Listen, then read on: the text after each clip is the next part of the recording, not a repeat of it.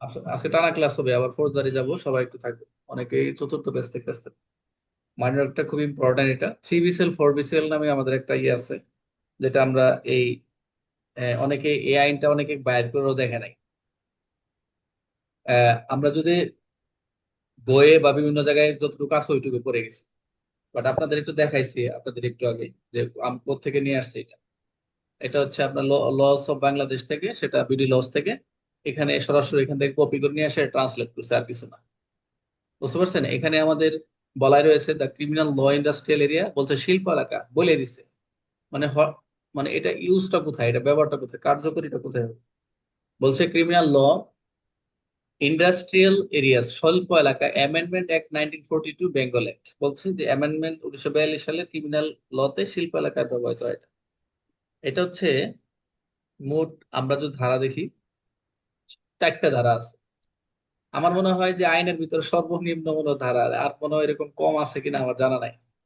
থাকতেও পারে, একটা দিয়ে শেষ করে দিতে পারে। মাইনর অ্যাক্টের ভিতরে সবচেয়ে কম, মানে সবচেয়ে 4টা ধারা আর কি। এর ভিতরে ইম্পর্টেন্ট হচ্ছে 2টা, একটা হচ্ছে 3 আর একটা 4। এইটাতে প্রশ্ন আছে, 3 বিসিএল 4 বিসিএল এর পার্থক্য। প্রশ্ন আছে 3 বিসিএল কি বা 4 বিসিএল কি। এটা আমি আপনাদের টিকা তো দিছি, পার্থক্য তো দিছি। আচ্ছা, আমরা ইংলিশে বাদ দিয়ে আমরা হচ্ছে বাংলায় গেলাম। তাহলে সংক্ষিপ্ত শিরোনাম ও প্রয়োগের ক্ষেত্রে আমরা যেটা এক ধারায় দেখলাম, প্রথমে পড়ি যে এই ধারাটা হচ্ছে criminal law industrial areas amendment 1942 নামে পরিচিত হবে। একদম সহজ, এক পড়া দরকার নেই। দুইয়ে বলছে এই আইনটি সমগ্র বাংলাদেশ, এটা ইম্পর্টেন্ট এমসিকিউ। তবে সিলেট জেলা ব্যতীত, সিলেট জেলা যে কেন ব্যতীত করলো আমি এখনো ঢুকি নাই।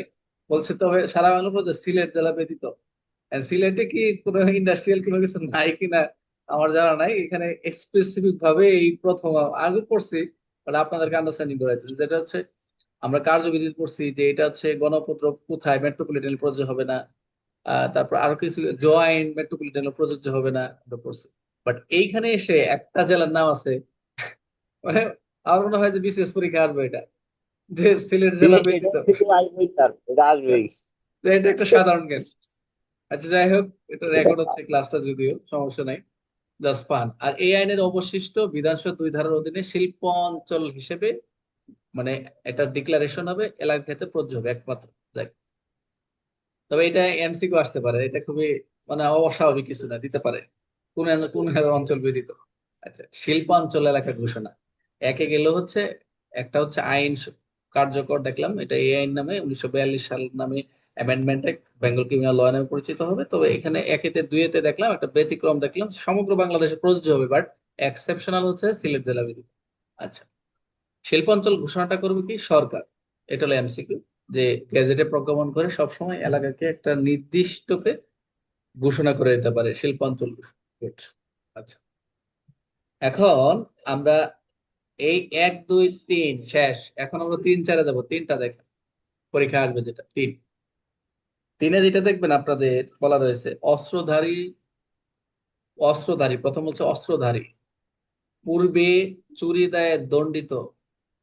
তার মানে পূর্বে তাকে চুরি দায়ে দণ্ডিত বা সন্দেহজনক ব্যক্তির গ্রেফতার ও শাস্তি।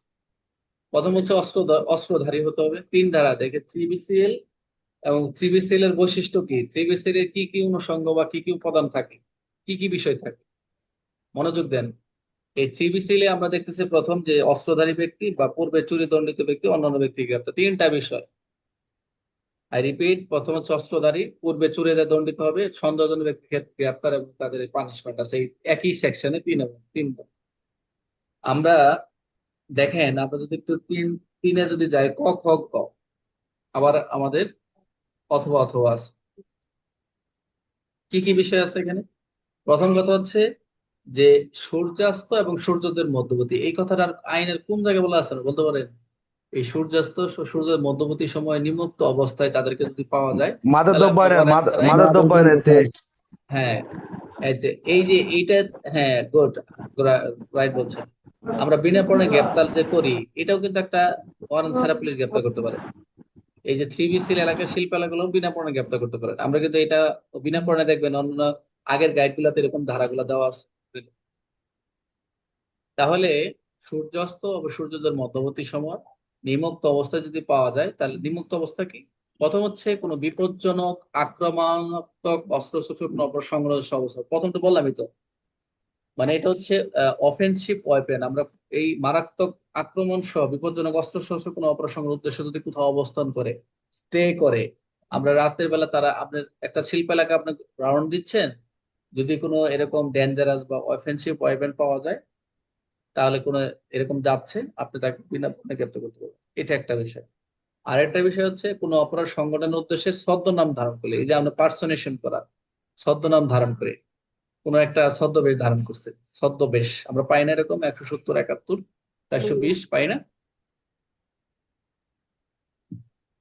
আচ্ছা, আরেকটা হলো আপনি বাসগৃহে বা ভবনের ভিতরে সে আপনি গেছেন শিল্প এলাকার ভিতরে, সে আনএবল টু তার নেম এন্ড অ্যাড্রেস বা রেসিডেন্স, তাকে জিজ্ঞেস করবে, তাকে জিজ্ঞেস করুন, সে সন্তোষজনক জবাব দিতে ব্যর্থ হচ্ছে। তাহলে তিনটা বিষয় পেলাম। একটা হচ্ছে বিপজ্জনক অস্ত্র পাইলে তাকে অ্যারেস্ট করবেন, বিনা পণে গ্রেপ্তার করবেন, ছদ্মবেশ ধারণ করলে অ্যাপ্রুভ করবেন। আরটা হচ্ছে কোনো ভবনে বাসগৃহেতে সন্তোষজনক যদি সে ব্যাখ্যা দিতে ব্যর্থ হয়, সেটাও কি বিনা পণে গ্রেপ্তার করবেন। এখন কোন ক্ষেত্রে করবেন, একটা টাইমিং বলছে, সূর্যোদয় এবং সূর্যোদয়ের মধ্যবর্তী স্থান। আচ্ছা, তাহলে পূর্বের চুরির অপরাধে দণ্ডিত, এখন আসেন আমরা প্রথম দেখলাম, এখন পূর্বের চুরির অপরাধে দণ্ডিত ব্যক্তি যদি সূর্যাস্ত এবং সূর্যোদয়, এটা মনে রাখবেন সরকার, মধ্যবর্তী সময় কোনো নৌযান, কোনো বাজার, রাস্তা, উঠান, জনপথ, অন্যত্র ঘোরাফেরা, মানে ঘোরাফেরা দেখা যায়, সে নিজের পরিচয়, উপস্থিতি, সন্তোষ কারণ দেখাতে না পারে। আমরা এই যে কার্যবিধি 57 করেছি, 57 পড়ছি না, যে আর যদি সন্তোষজনক জবাব না দিতে পারে, সেই ক্ষেত্রে সে কোনোভাবে যদি ভ্যাগাবন্ড হয়, ঘোরাফেরা করে, অফিসার ইনচার্জ প্রসিকিউশন দিবে, 57-এ গ্রেপ্তার করবে, প্রসিকিউশন দেবে 109 অথবা 110, গ্রেপ্তার দেখাবে। খেয়াল রাখবেন। তাহলে আমরা এই ক্ষেত্রেও পূর্বে দণ্ডিত চুরির অপরাধে যদি দণ্ডিত থাকে, এরকম যদি ঘোরাফেরা করে, কোথায় কোথায় ঘোরাফেরা, বাজার, রাস্তাঘাট, উঠান, জনপথ, অন্যত্র ঘোরাফেরা করতে দেখা যায়, তখন সে নিজের পরিচয় যদি উপস্থিত সন্তোষজনক কারণ না দেখাতে পারে, তাহলে আপনি কি বিনা পণ করতে পারেন। আরেকটা কি, অথবাটা কি, কোনো বৈধ কোনো ব্যক্তি যদি বৈধ কারণ ছাড়া, যার প্রমাণের দায় নিজের উপর থাকবে, মানে সে বৈধ কারণ ছাড়া যদি আপনি রাতের বেলা চলাফেরা করতেছেন, ওই যে আমরা কার্যবিধির 54 দ্বারা যে সংশোধন হয়েছে, ওখানে দেখি স্টোলেন প্রপার্টি, কারো কাছে যদি গৃহভঙ্গের যন্ত্রপাতি পাওয়া যায়, নিজের কাছে রেখে দেয়, একটা হাতুড়ি পাইছে, একটা বেডাঙ্গা সাইজ, অথবা বড় একটা যন্ত্র পাইছে, সে জবাব দিতে পারতেছে না, এই ক্ষেত্রে যদি তার কাছে যন্ত্র পাওয়া যায়, এটা যদি সে বলতে পারে যে এটা আমি আমার কোথাও যাচ্ছি বা এটা আমার নিজের কাজে, যদি প্রমাণ দিতে পারে সন্তুষ্টমূলক, তাহলে না। আর যদি ব্যর্থ হয়, প্রমাণ দায়িত্ব তার, তাহলে আপনি বিনা প্রমাণে গ্রেপ্তার করতে পারবেন। আরেকটা বিষয় বলছে, এই কথাগুলো বলছে, তাহলে তাকে যে কোনো পুলিশ কর্মকর্তা ওয়ারেন্ট ছাড়াই গ্রেপ্তার করতে পারবে, এবং ম্যাজিস্ট্রেটের সংক্ষিপ্ত বিচার তার 3 মাস কারাদণ্ড হতে পারে। এটা এমসিকিউ পরীক্ষা যদি আসে, এখান থেকে এমসিকিউ আসবে যে টিবিসিএল তাকে বিনা প্রমাণে গ্রেপ্তার করতে ম্যাজিস্ট্রেটের সংক্ষিপ্ত বিচারের সর্বোচ্চ কত মাস কারাদণ্ড হতে পারে? 3 মাস। এটা হচ্ছে এমসিকিউ পরীক্ষার ব্যাখ্যাটা কি?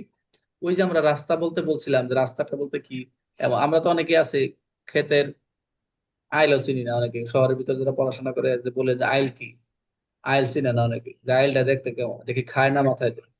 তো অনেকে আছে রাস্তা, বাঘ। হ্যাঁ রাস্তা বলতে এখানে একটু ব্যাখ্যা দিচ্ছে, যে 1942 সালের আইন ছিল, যে বলছে street, what is the meaning of স্ট্রিটটা কি? এমন একটা রাস্তা যেখানে হচ্ছে গলি থাকবে, ওর একটা পথ থাকবে, দেখেন গলিকেও রাস্তা বলছে, পথটাকে বলছে চত্বর, দেখছে অলি গলি, ঢাকা শহরে যেরকম অলি গলি চলাচলের পথকে বোঝাবে, যেখানে জনসাধারণ স্থায়ী অস্থায়ী প্রবেশ দিকে রয়েছে, স্থায়ীভাবে চলাফেরা করে, অস্থায়ীভাবে চলাফেরা করে।